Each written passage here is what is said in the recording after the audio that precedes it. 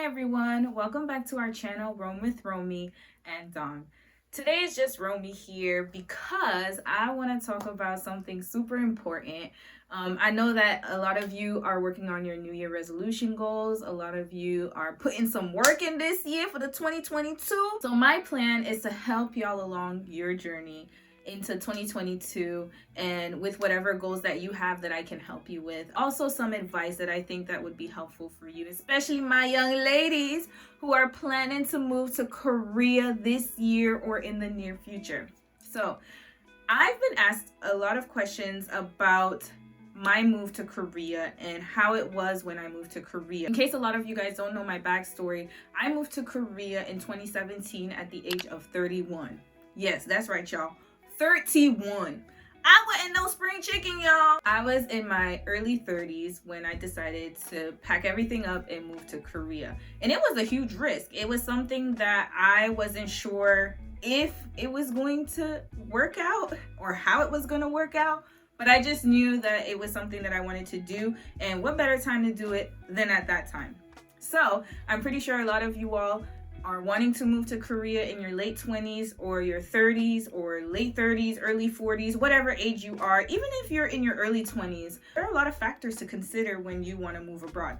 So here are some pros and cons of moving to Korea in your late 20s and in your 30s and beyond.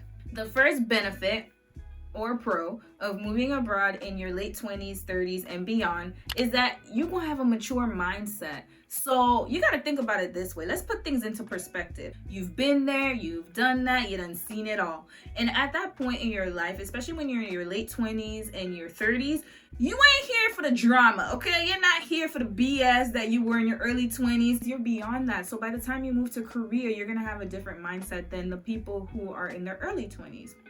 No offense to y'all in y'all early 20s, but y'all just be doing some craziness when y'all get over here, okay?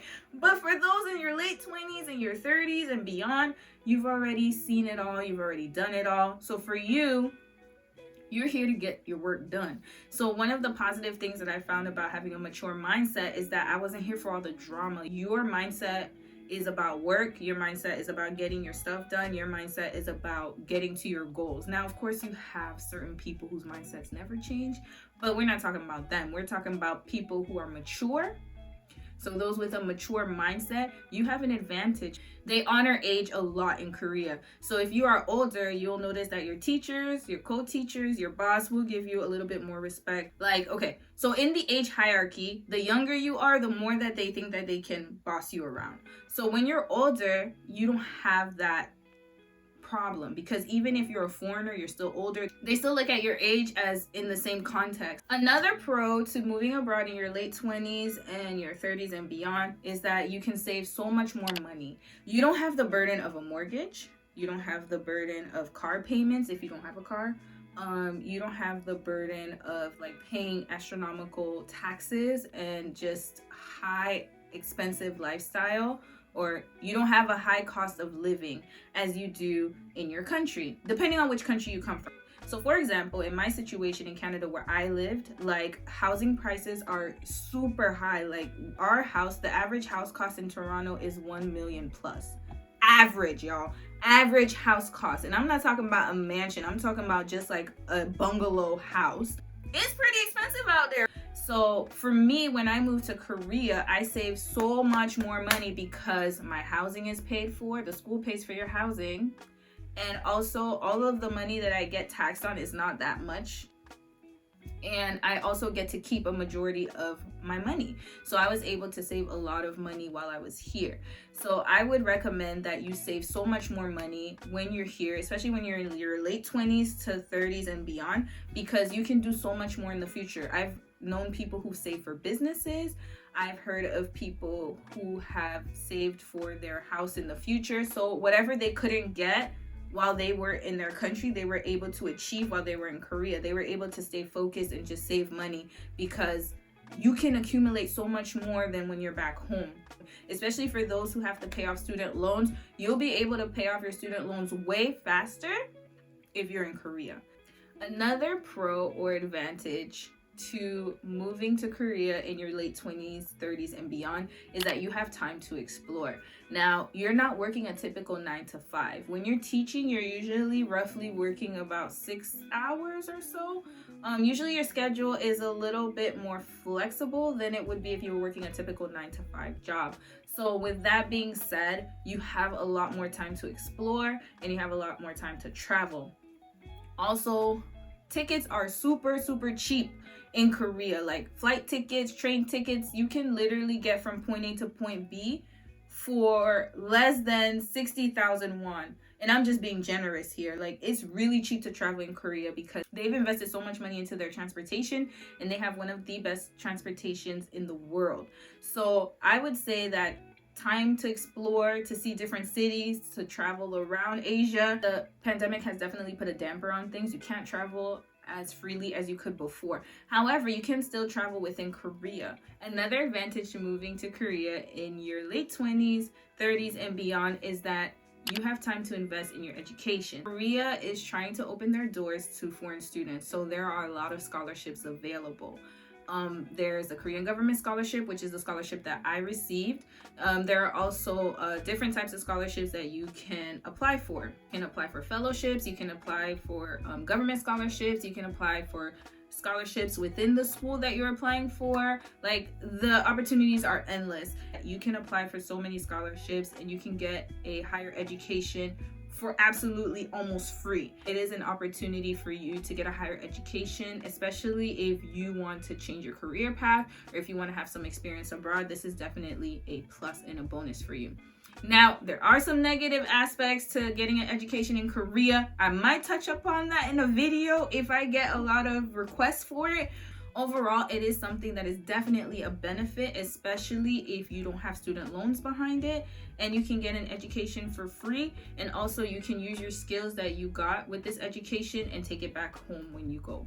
Some of the negative aspects of living abroad in your late 20s, your 30s, and beyond is that you're older. You might be at a disadvantage in that aspect because people are going to expect you to follow the societal norms of that country. So for example, you move to Korea, Korean people usually get married. Now the age is a little different. Like, usually people get married in their early 30s now. It used to be earlier, but now people are getting married later. But they still expect you to be married, y'all. They expect y'all to have a boyfriend or something. So when I first came to Korea, people were always asking me, how come you don't have a boyfriend? They thought it was so strange that I was a single woman traveling alone and living in Korea by myself and just doing things independently. They thought it was very strange. And it can kind of get to you sometimes, especially if you're one of those people who yearn for a relationship.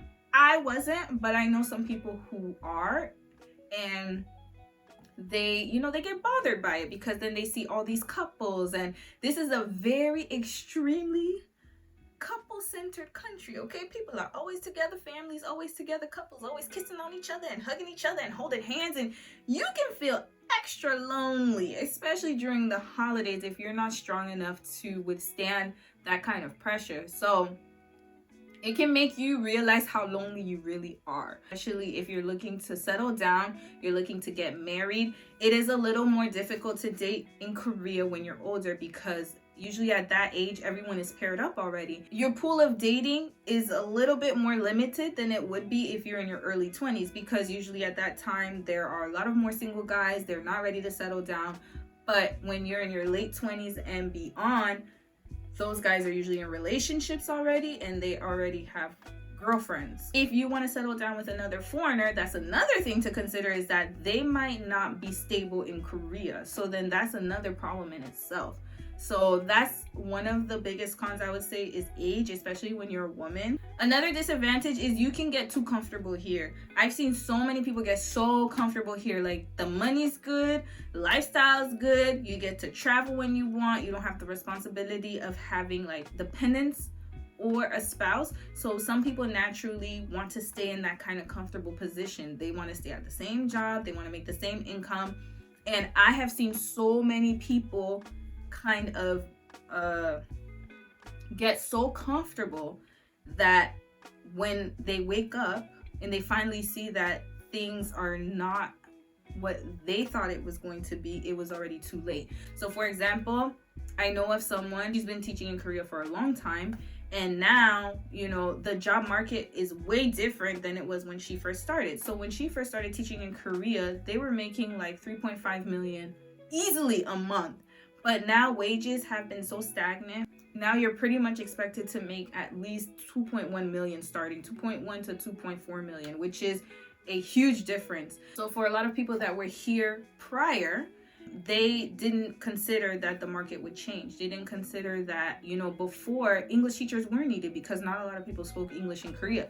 But nowadays, a lot of Koreans have traveled abroad. A lot of Koreans live abroad. There's a lot of Korean Americans that come to Korea and they can speak English and Korean. So why would they hire you, who you don't speak Korean, versus somebody who's a Korean American? Like, of course, they're going to hire you still because, you know, you're a native English speaker, but that market is slowly changing. So we have to adapt to new changes. You have to always adapt to new things that happen. And when you live abroad, especially as an older person, you can get too comfortable because then you're probably thinking in your mind that, oh, like, you know, I'm making good money. I don't have the stresses of back home. But then you still have to put in your mindset that this isn't your country. This is not where you're from. So things can change in an instant. Another example is visa. So the visa becomes a huge issue the older you get because, again, whereas your age could be an advantage in one aspect, your age is also a disadvantage in another aspect. Whereas when you're older, they don't give you as many privileges as before. So getting an F2 visa or a permanent resident visa in Korea by yourself, so that means like F2 visa is a permanent resident visa without marriage. So when you get that visa, usually you're expected to be within a certain age range. Your points already deduct from that. So basically your points are deducted by your age already. So that just shows you how much they value like long-term residency for older people versus younger people. They want younger people to come into Korea to kind of reinvigorate the workforce.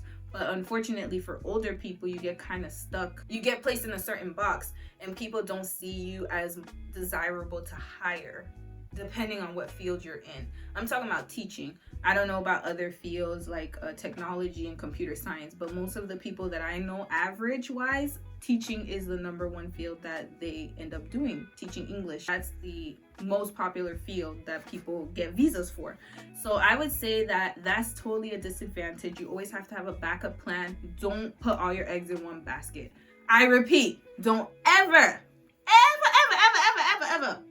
in life put all your eggs in one basket. So many people got screwed because of that. Like, I'm talking about people who had put their whole life into staying in Korea and they ended up having to leave. As it stands, the only way you can stay here long term really on a visa is if you have a whole lot of money, or you're married to a Korean.